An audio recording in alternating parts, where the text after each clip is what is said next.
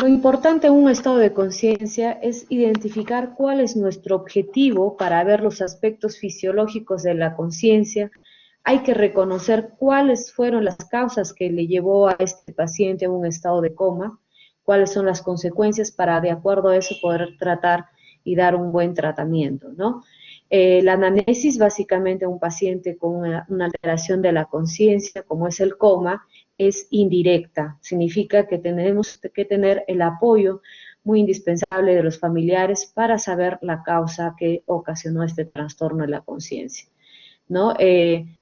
Cómo vamos a hacer el abordaje inicial del paciente va a depender mucho de los datos que podamos sacar de la historia clínica, ¿no? Obviamente para un estado de conciencia no es que se presente, no es un estado también muy brusco, se podría decir que es subagudo, en la cual el familiar nos va a dar datos de cómo se presentó este episodio. Entonces, para entender qué es coma, tenemos que saber qué es la conciencia. Entonces, la conciencia viene a ser la capacidad que tiene el individuo para poder reconocerse a sí mismo y también a su entorno, es decir, a su ambiente. El individuo va a reaccionar por completo a los diferentes estímulos que va a percibir, ya sean externos o internos. Asimismo, la conciencia viene a ser definido por William James como un conocimiento de que uno sabe todo lo que saben lo que es. Entonces, él describe dos tipos de conceptos, uno desde el punto de vista de psicología y otro desde el punto de vista de la medicina. Entonces, desde el punto de vista psicológico, define a la conciencia como la capacidad que tiene el individuo para poder reconocerse a sí mismo y a su ambiente. Y esto se va a ver expresado a través de sentimientos, actitudes, emociones, la respuesta a impulsos, acciones voluntarias, aspectos activos y trastornos o efectos a través de la conducta, ¿no? Desde el punto de vista de la medicina, el concepto de conciencia lo define William James como es el estado de percepción de la propia persona y del entorno y la reactividad a estímulos externos y las necesidades también de su ambiente interno, ¿no? Entonces, el nivel de conciencia nosotros lo vamos a vivir en estado de vigilia o despierto o estado de dormido, ¿no? Que son las etapas normal de lo que es sueño y vigilia, ¿no? Entonces, el estado de coma o el estado de conciencia se aprecia no solamente con el estado si está despierto o está dormido, sino también hay que ver a través del examen físico cómo es su expresión facial, cómo tiene la mirada del paciente, cuál es su postura corporal, hay que ver el contenido de la conciencia, o sea, la evaluación de un paciente en estado de coma o una alteración de la conciencia es todo un aspecto que no solamente compone lo que es el nivel de conciencia, sino también el nivel de la respuesta motora y los reflejos que más adelante vamos a mencionar. Entonces, ¿cuáles son los componentes de la conciencia? Los componentes de la conciencia se dividen en el contenido, que significa o representa la suma de las funciones mentales, tanto cognitivas y afectivas. Asimismo, la conciencia va a existir niveles o grados de alerta, eso también más adelante lo vamos a mencionar. Y lo otro es la calidad de la conciencia, que se supone todos los componentes de la integridad fisiológica de los mecanismos neuronales que van a posibilitar el estado de alerta, ¿no? Y toda la integridad anatómica, funcional de las estructuras que permiten al individuo dar sentido y contenido al contenido de la conciencia y sus percepciones. Entonces, ¿cuáles son las estructuras que regulan la conciencia? Las estructuras que regulan la conciencia son dos básicamente, ¿no? Los hemisferios cerebrales con sus zonas de asociación, ¿no? Primaria y secundaria, sabemos acá tenemos el homúnculo motor y las áreas también de Brodmann, en la cual vamos a tener las áreas motoras, que son las prerrolándicas, y las posrolándicas, que son las áreas sensitivas, ¿no? Y lo más importante en este estado de conciencia es el sistema reticular activador o sistema activo de la conciencia, ¿no? Entonces, el sistema activador reticular ascendente es un componente en la cual vamos a ver que acá se va a desarrollar el sistema inductor del sueño o el dormir y el sistema de vigilia. Entonces, tenemos los dos componentes de lo que es la conciencia, todo lo que es los hemisferios cerebrales, y todo lo que es el sistema reticular, que está compuesto por el puente, el tronco y todo lo que es la base del cerebro, ¿no? Entonces, todo esto tiene que funcionar de manera sincrónica, cíclicamente, para poder dar el efecto del sueño y vigilia en una persona en un estado normal. Entonces, los grados de alteración de la conciencia son 4 básicamente, ¿no? El estado confusional o delirio, la somnolencia, el estupor y el coma. El tema que hoy vamos a tocar es el estado de coma. Entonces, el estado de coma significa que el paciente es incapaz de despertarse pese a que pueda recibir estímulos externos, ya sean estímulos del habla o dolorosos, ¿no? O como consecuencia también de sus propias necesidades. El coma, a su vez, se divide en un coma superficial y profundo. El superficial significa que se preservan los reflejos del tallo cerebral con respiración lenta, rápida o alterada. El profundo, en cambio, ya no se va a respetar el tallo cerebral y ya todo el cerebro pues está en un coma profundo en la cual no hay ni reflejos de hipotonía generalizada, ¿no? Entonces, acá tenemos una mejor división y un mejor concepto de coma. El coma es un sujeto que parece dormido y al mismo tiempo es incapaz de despertarse mediante estímulos externos o como consecuencia de sus necesidades internas. Entonces, en este concepto vemos que se divide en etapas profundas, intermedias y superficiales, ¿no? En las superficiales, en las cuales al examen físico aún podemos encontrar muchos de los reflejos, que vamos a hablar más adelante.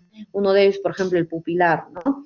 Entonces, y los reflejos plantares también van a estar presentes. Como uno de los ejemplos, reflejo plantar, tenemos el Babinski y todos sus sucedáneos, ¿no? Y una etapa intermedia en las cuales ya probablemente algunos reflejos no lo vayamos a encontrar, ya van a estar alterados los reflejos oculares, o de repente el reflejo pupilar va a estar alterado, ya no vamos a encontrar reflejos plantares, ¿no? Y la etapa más profunda del coma, en la cual ya no hay ningún tipo de reacción. Eso significa que ya no vamos a encontrar ni reflejo pupilar, ni reflejo corneal, ni reflejo nauseoso, ni reflejo plantar, obviamente tampoco, ¿no? Entonces, el coma se subdivide también en etapas superficial, intermedia y profunda. A su vez, también el coma se divide en subsíndromes. Dentro de ellos tenemos el estado vegetativo y el estado vegetativo persistente. El estado vegetativo es una etapa, en realidad, en la cual se puede nuevamente volver a su estado normal, pero el estado vegetativo, como propiamente lo dice, persistente, puede durar por varios meses de evolución, ¿no? En el estado vegetativo podemos tener reflejos como es el bostezo, la tos, la deglución, aún hay movimientos de cabeza y las extremidades, pero el paciente está dormido, ¿no? La etiología, básicamente del coma, hay que saber si es una etiología estructural o es una etiología metabólica. Como habíamos mencionado, todo el sistema reticular ascendente se dividía, ¿no?, en hemisferios cerebrales y tallo cerebral. Entonces, si yo tengo un daño a cualquiera de esos dos niveles, voy a tener una alteración de la conciencia. O sea, si tengo una alteración ya sea a nivel de hemisferios cerebrales, cerebral que está compuesto por mesencéfalo, protuberancia o bulbo, todo esto es el componente del sistema reticular ascendente, ¿no? Si yo tengo alteración a este nivel, voy a tener mi alteración del estado de conciencia, como es el coma. Y las metabólicas, que también más adelante vamos a hablar, ¿no? Entonces, dentro de las lesiones estructurales, tenemos una de ellas que es de carácter brusco, los hematomas intracraneales, los traumatismos encéfalos craneanos cerrados, los infartos cerebrales, los infartos talámicos, las tumoraciones a nivel cerebral y lesiones cerebelosas.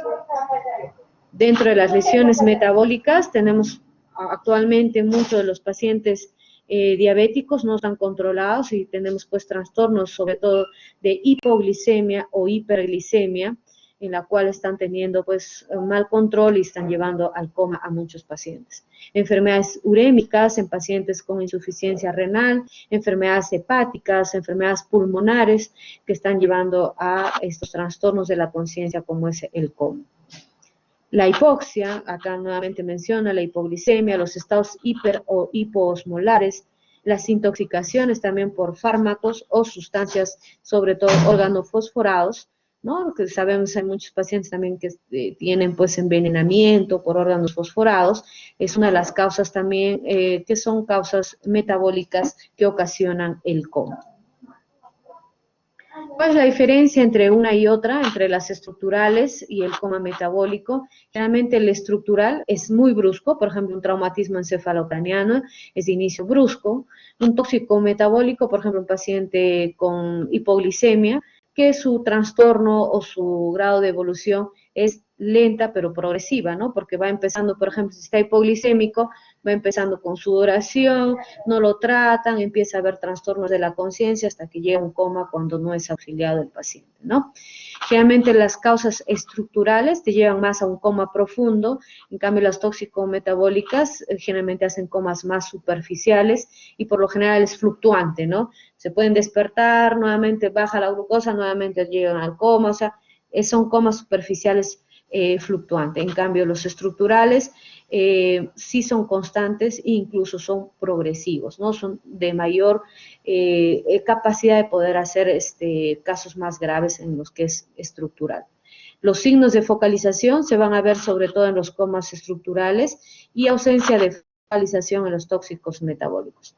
A lo que es los reflejos patológicos, pues vamos a tener pues fondo de ojo patológico, hemorragias, edemas. En cambio, un tóxico metabólico no necesariamente se va a ver alterado los reflejos pupilares o de reactivación, ¿no? Hay asimetría en la motilidad ocular, más adelante también les voy a explicar los reflejos oculovestibulares, en cambio en los tóxicos metabólicos se encuentra conservado. Va a haber asimetrías motoras, acá en cambio puede haber ciertos temblores, mioclimias por la hipoglicemia o hiperglicemia, pero en cambio las estructurales sí hay asimetrías motoras, incluso con cuadros focales, como les había mencionado, de hemiparesia, incluso convulsiones, ¿no? Más aparatosas, incluso también trastornos a nivel del tono muscular, ¿no? En cuanto a la historia clínica, como les mencioné, la historia, si es que el paciente te puede dar, pero en un estado de coma es imposible, pues que el paciente te pueda hacer una historia clínica, ¿no? La anamnesis es indirecta, que ya viene a ser por los amigos o en tal caso los familiares, ¿no? El principio de coma es abrupto y va siendo gradual, cuando sobre todo es estructural. Las quejas recientes, por lo general lo que te mencionan los familiares es que inició con dolor de cabeza, empezó con debilidad focal, luego vértigo, mucho va a depender del área que esté dañada, ¿no? Y mucho hay que preguntar si el paciente es diabético para diferenciar si su coma es de origen metabólico, ¿no? Hay que preguntar también historias psiquiátricas previas, porque ustedes saben también que un paciente puede simular pues una alteración de la conciencia, pero eso con el examen físico se lo puede elucidar que no es, ¿no? Acceso a drogas, hay que saber si el paciente de repente es drogadito o tuvo intento de suicidio, tomó alguna sustancia que provocó este estado de conciencia del coma. El examen físico general, el coma no solamente hay que ver un examen neurológico, sino también hacer exámenes, porque muchas veces los pacientes vienen solos también, ¿no? Los encuentran por el serenazgo, qué sé yo, en un estado de coma, entonces hay que hacer también pruebas para descartar si tiene antecedentes metabólicos, si ha tenido un accidente traumático, obviamente tenemos que pedir imágenes cerebrales. No se esperen pedir una resonancia, con una tomografía es más que suficiente para ver si hay algún daño estructural, si ya está haciendo hipertensión intracraniana, si ya tenemos que llamar al neurocirujano para ver una probable cirugía, una descompresión cefálica para mejorar ese cerebro que está sangrando. Hay que hacer también dosajes, ¿no? Desde el aliento para ver si hay consumo de drogas, de alcohol, ¿no? Y dosaje también de drogas, ¿no? La exploración del paciente en cuanto a neurología lo dividimos en 5 etapas, ¿no? Lo primero que tenemos que evaluar es el nivel de conciencia. Lo segundo, pupilas, cómo es su patrón respiratorio, cuáles son los reflejos del tallo cerebral y sus respuestas motoras. Entonces, hablando del primer ítem, el estado de conciencia, nosotros tenemos una evaluación que es a través de la escala de coma de Glasgow, en la cual el puntaje, si sumamos todos los parámetros, tiene que ir hasta 15, que es en un paciente normal, y lo que evalúa el estado de conciencia, el primer parámetro es la apertura ocular. Nosotros que estamos conscientes, que estamos activos, nuestra apertura ocular es espontánea, yo si quiero puedo cerrar mis ojos, puedo abrir, es espontáneo. La apertura ocular, entonces ahí es catalogada como 4, ¿no? Si es a la voz, significa que es un paciente que tú lo ves dormitado, pero tú lo llamas por su nombre, señor Luis, por ejemplo, se despierta, ¿no? A la voz. La otra es al dolor, hacemos un gesto de dolor para el paciente, entonces él hace la apertura ocular, y ninguna es cuando, pese a que tú lo hablas fuerte, a que le haces un estímulo doloroso, pues no hay respuesta de apertura ocular y es catalogada en valor de 1, ¿no? Igual pasa en la respuesta verbal, que es orientado cuando uno hace su interrogatorio al paciente, confuso, inapropiada, habla incoherencias, ya uno tiene una respuesta verbal solamente con sonidos, uno lo habla y solamente emite quejidos, y uno es cuando ya el paciente no emite ningún tipo de respuesta ni quejido. Y la respuesta motriz es cuando moviliza las 4 extremidades, es catalogada como 6, localizada, señor, ¿dónde le duele? Te localiza el dolor, de retirada y es un reflejo que al estímulo doloroso expulsa todo lo que tiene, de flexión también flexiona, o extensión, que son síndromes de decorticación o descerebración. Y ninguna respuesta es cuando ya hay ausencia total de respuesta motriz. Entonces, si yo sumo todo esto en un paciente que es normal, o sea, espontánea 4, orientada 5 y obediente 6, sería un valor de 15, que es lo normal. Entonces, se llama trastornos de la conciencia leve, cuando va de 14 a 15 nuestro puntaje, moderado de 9 a 13 y severo cuando ya es una escala de Glasgow de 8, que es mal pronóstico y el paciente ya tiene que ir a intubación y reanimación inmediata, ¿no? Y cuando ya haces tu escala de coma de Glasgow y encuentras en 3, el valor de 3 ya es catalogado como un estado de muerte cerebral, ¿no? El segundo ítem es la respuesta pupilar. Nosotros todos tenemos una respuesta pupilar isocórica, en la cual uno hace con una linterna y vamos a tener el reflejo pupilar simétrico en ambos ojos. Una respuesta midriática significa que al estímulo, a través con nuestra linterna, vamos a tener una midriasis. Y cuando nosotros encontramos una midriasis en un paciente en un estado de coma, hay que ver si el paciente consume efectos atropínicos, por ejemplo, antidepresivos, anticolinérgicos, que dentro de los ejemplos de neurología, los pacientes con miastenia gravis son usadores de lo que es la neostimina o la pirostimina, tienden a hacer midriasis pupilar, ¿no? Otra de las causas que produce midriasis pupilar son las drogas, ¿no? Las anfetaminas, la cocaína y los traumatismos cráneoencefálicos también producen midriasis, ¿no?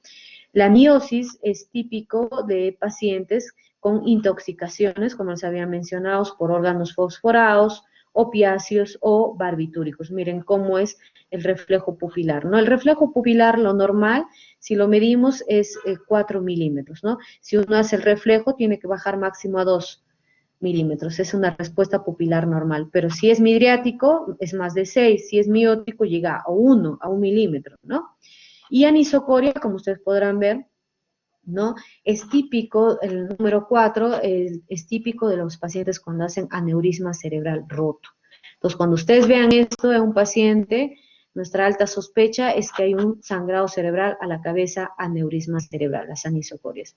Y las pupilas arreactivas, lamentablemente las pupilas arreactivas es de mal pronóstico, es ya pacientes que tienen lesiones cerebrales severas y probablemente este paciente ya está en muerte cerebral. El tercer ítem, es importante también valorar el tipo de respiración, porque por ejemplo la respiración de Cheyne-Stokes, en la cual nos habla de un paciente que ya tiene alteración de un coma, pero aún no se ha producido lesión a nivel del tronco cerebral, o sea, solamente está dañado los hemisferios cerebrales, pero no el tronco cerebral. O sea, el sistema reticular ascendente, una respiración de Cheyne-Stokes, no está alterado. Y la respiración atáxica, en la cual ya se viene, es una respiración en la cual hay alteración de inspiraciones profundas con otras superficiales, no hay ningún tipo de ritmo. Acá sí hay alteración ya del tronco cerebral, el puente y el bulbo, donde se encuentran sobre todo los centros de la respiración, se encuentran alterados. La respiración neurogénica central o respiración de Kussmaul, generalmente es una respiración central de 40 a 70 minutos de hiperventilación con inspiración y expiración forzada, rápida y mantenida. Generalmente esto te habla de una lesión a nivel más mesocefálico, de protuberancia alta, y generalmente se ve en estados más metabólicos la respiración de Kussmaul.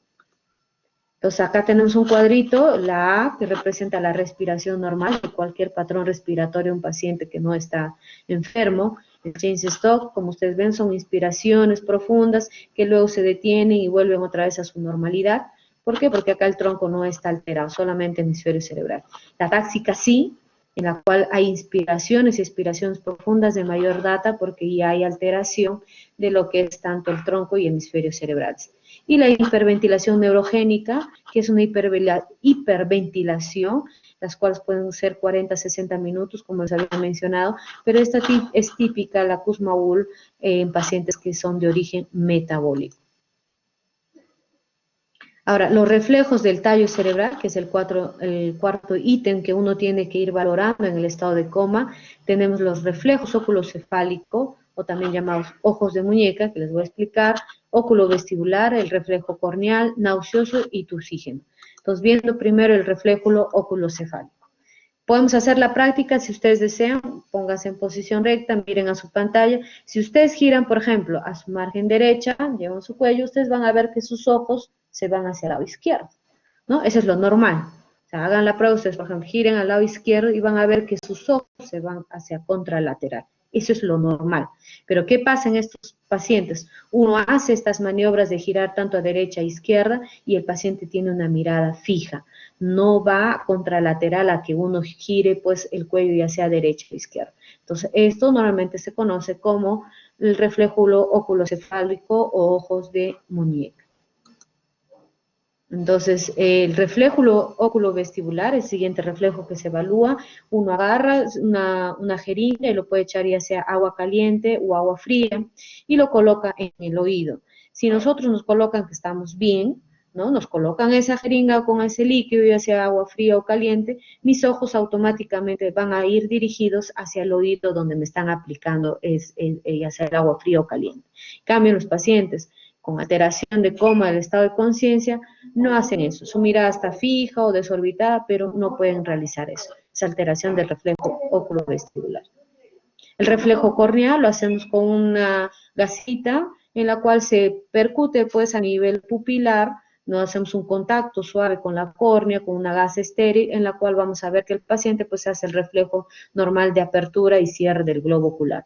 Cuando hay pues alteración en el estado de coma, no vamos a tener ausencia del reflejo corneal.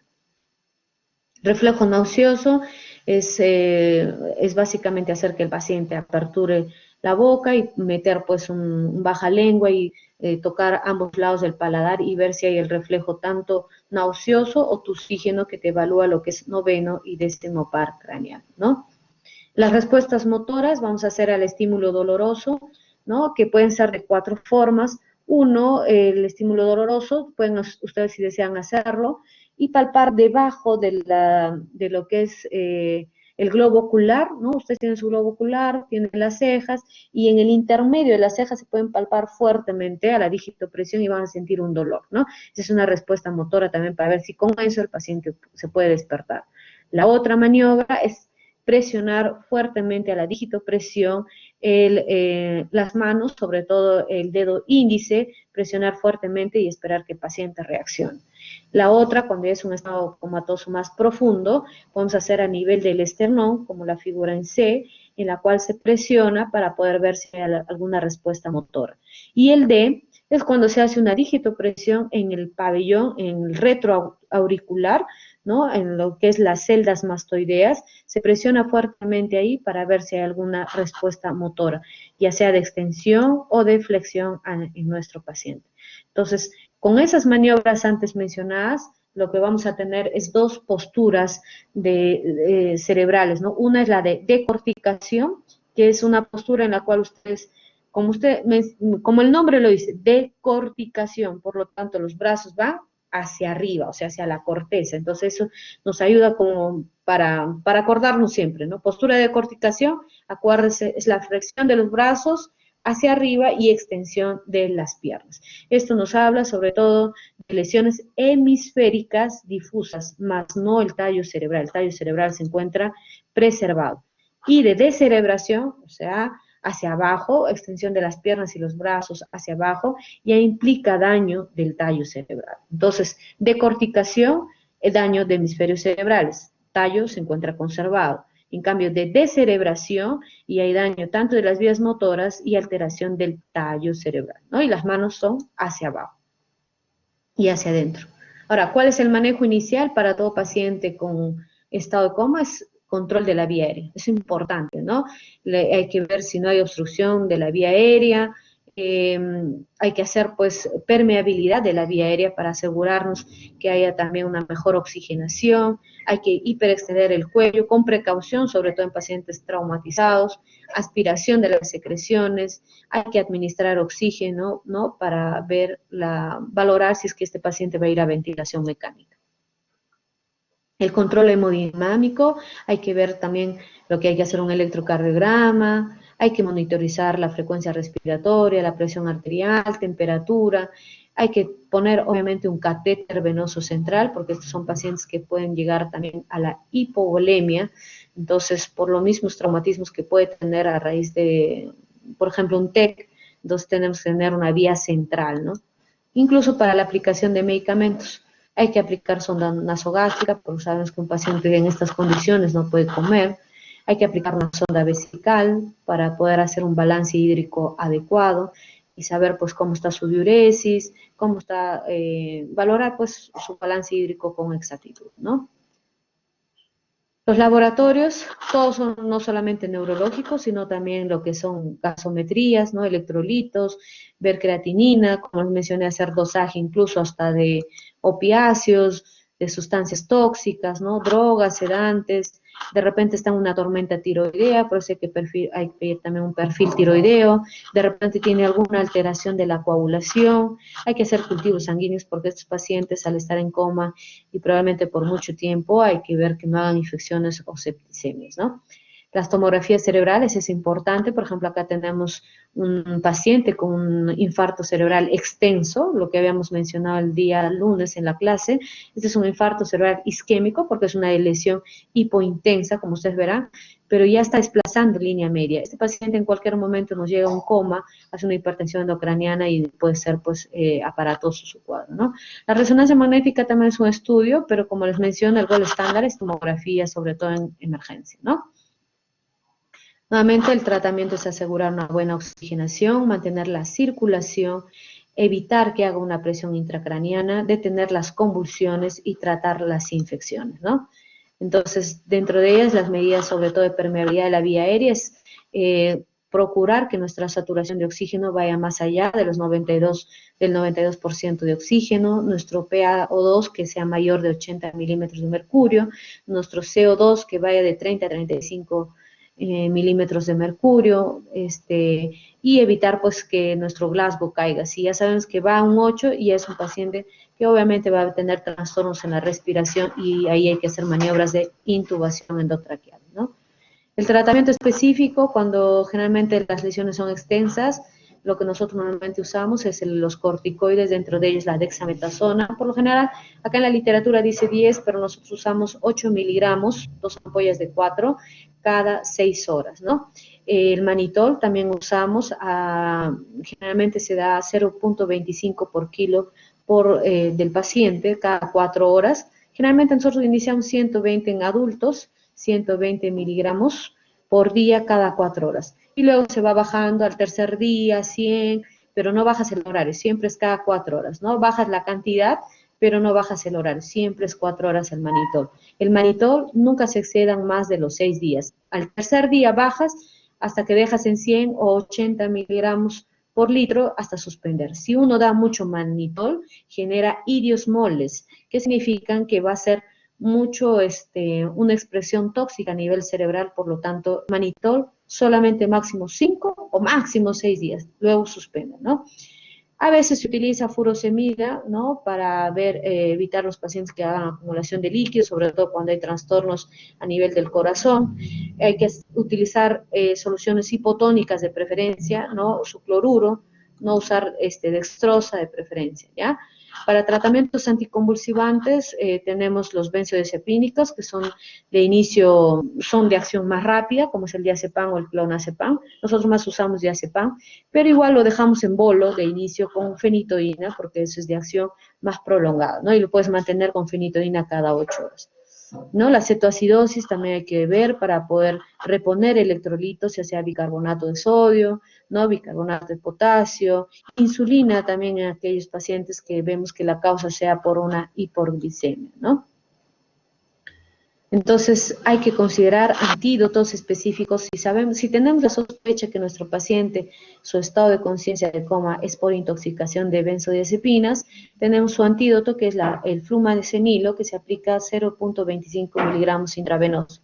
O si tenemos la sospecha que es opiáceo, es la causa de lo que está en ese estado, tenemos su antídoto que es la naloxona 0.4 miligramos intravenoso, ¿no? Si es por paracetamol, hemos tenido intoxicaciones por paracetamol, el antídoto es la N-acetilcisteína, ¿no? Siempre hay que restaurar el equilibrio ácido-base, ajustar la temperatura corporal y restaurar, como les dije, a través del balance hidroelectrolítico. Hay que ver la detección de drogas sedantes, hay que hacer pruebas hepáticas, función tiroideas y cultivos de sangre para evitar las infecciones. Listo, doctores. Eso sería toda la clase. ¿Alguna pregunta por parte de ustedes?